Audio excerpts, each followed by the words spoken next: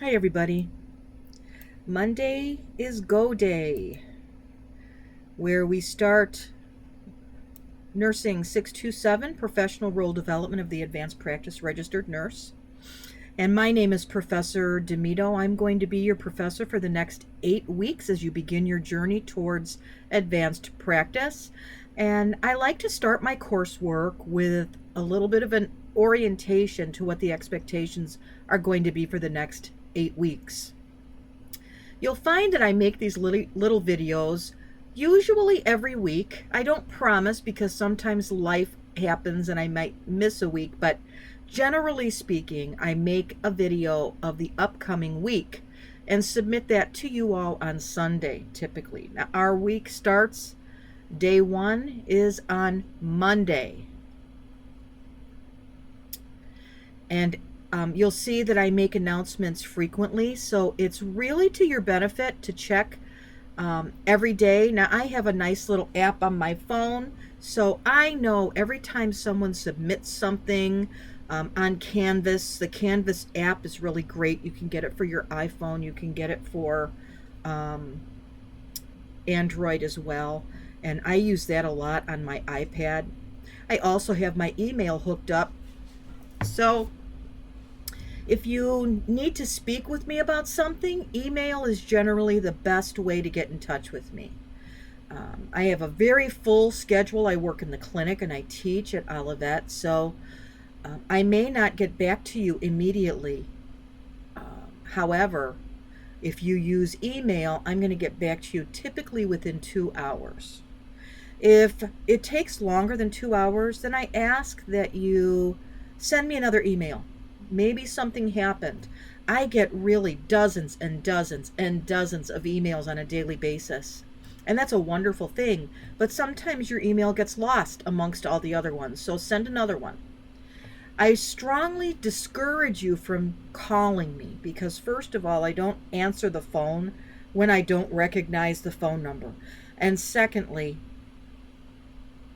if you really need to speak with me personally, send me a text. Tell me I am Sally Jones from 627161 and I really need to speak with you. I will call you back as soon as I can. All right. So this is Canvas, and it's set up like your other Canvas courses were. On the left-hand side, you have your announcements and such, and syllabus and modules, grades and chat.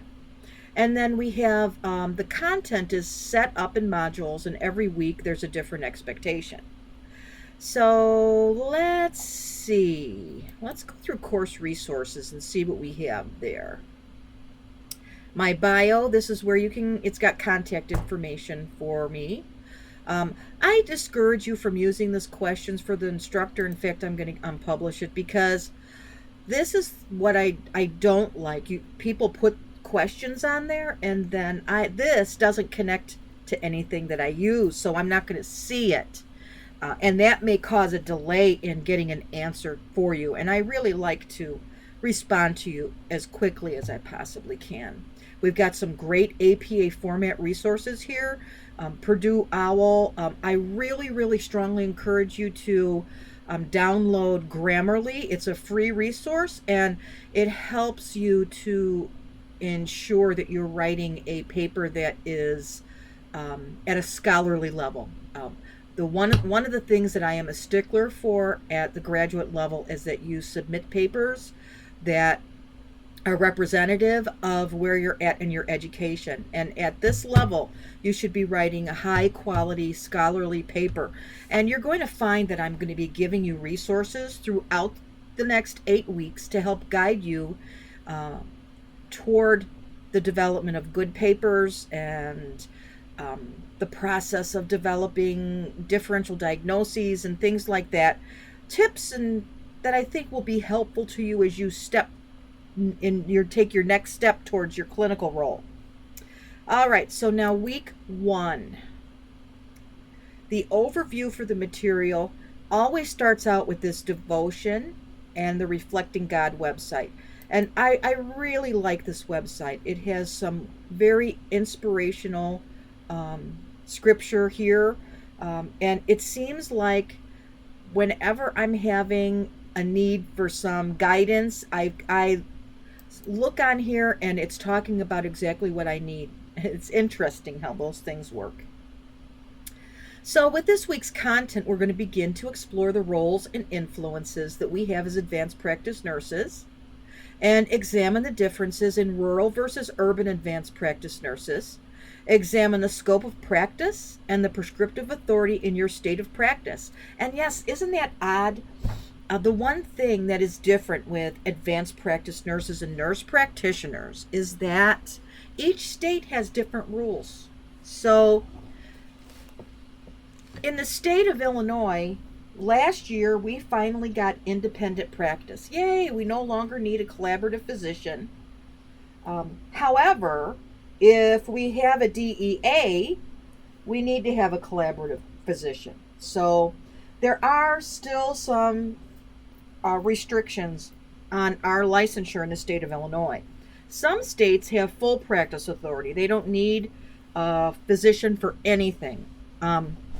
Another one of the stipulations in the state of Illinois when it was passed was that new grads need to have so many hours with a collaborative physician before they can work independently. And I really didn't have a problem with that piece. What I did have a problem with was needing a physician collaborator to have a DEA. But baby steps.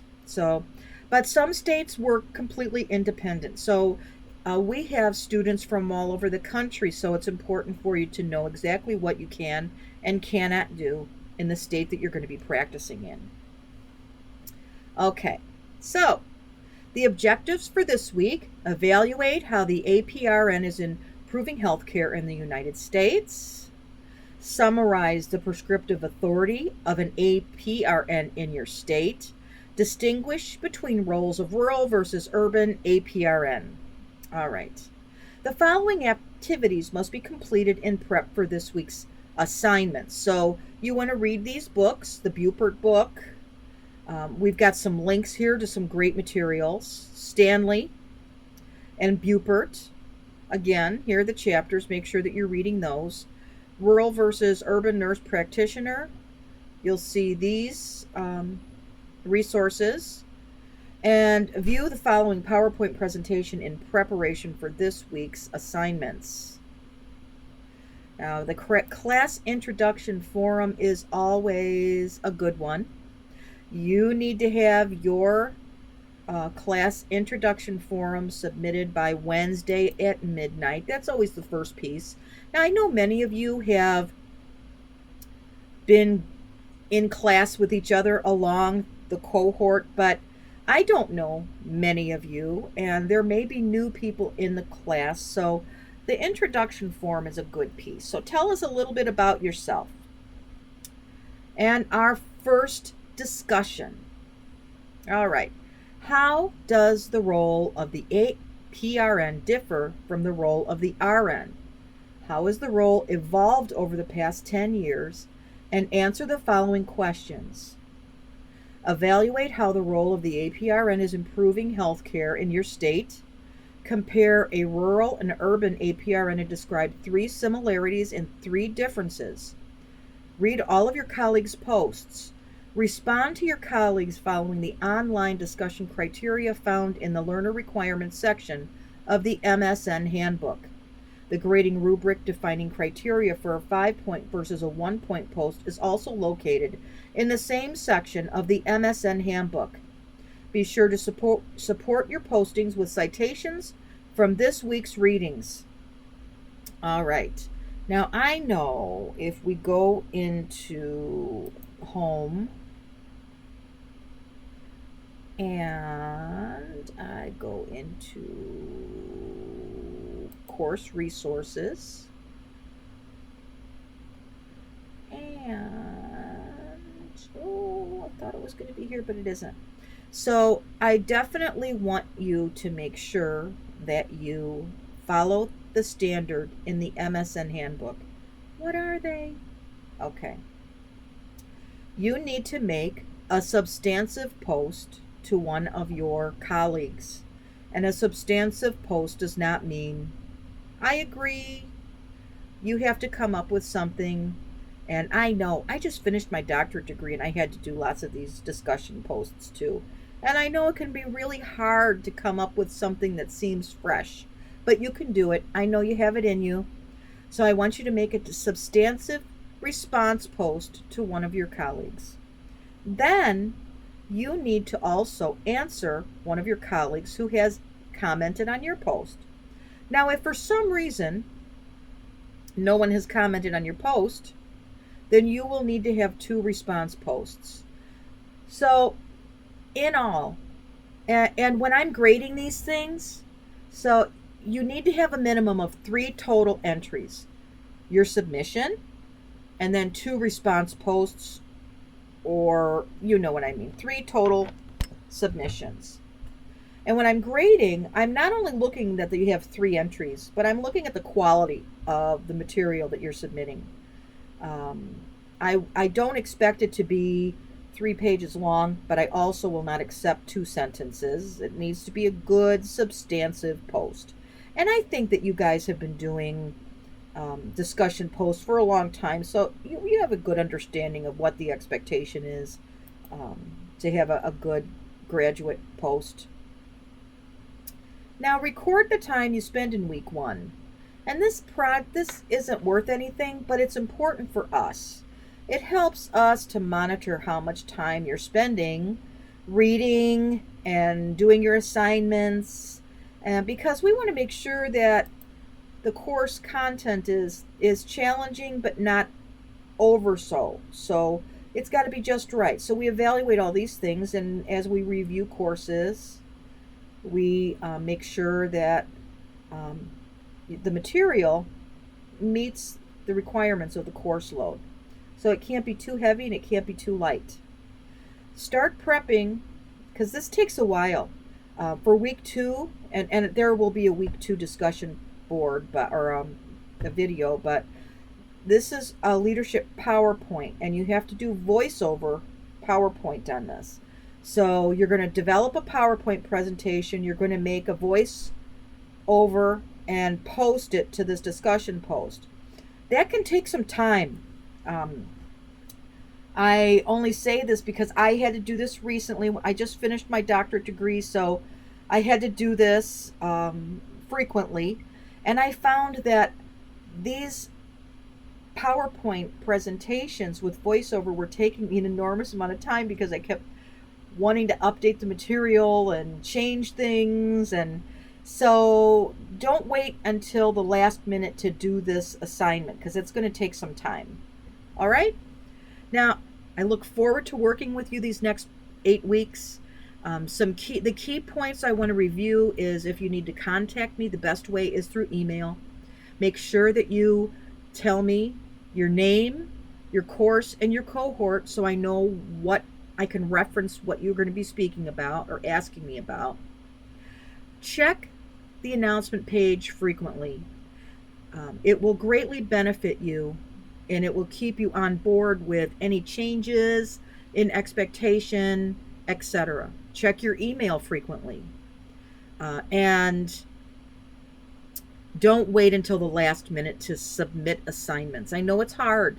You're all balancing family, work, and school. And it is a huge task.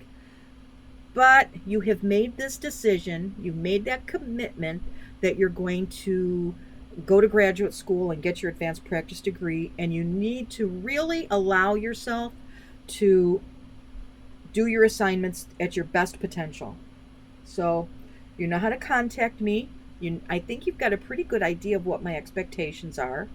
And if there's anything that I can do, please don't hesitate to reach out and ask me. Have a great Saturday, and we start on Monday.